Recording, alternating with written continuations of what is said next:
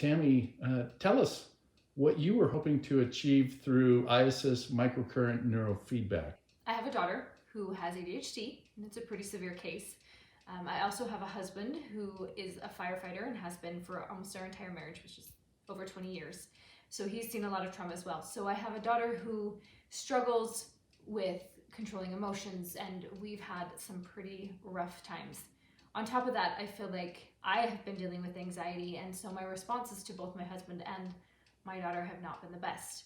So what I was hoping to get was some calm for myself, some perspective, and be able to get past the anxiety, to watch my daughter be able to control her reactions, as well as my husband trying to control some of the anger outbursts and his short temper, and that's I feel is resultant of the PTSD that he suffers based on his job and what he has to do every day.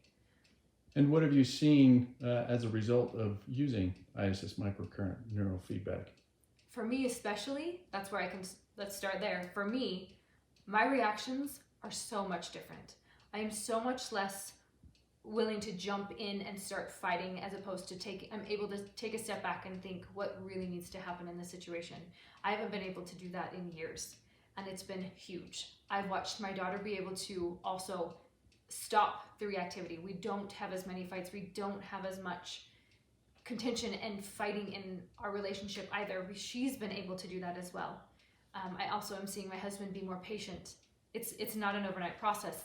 We still have our issues, but I am seeing that improvement, and I'm seeing that with our family, and seeing all those three things work together so that we can have more peace at our house and more communication and more calm, which is huge for us.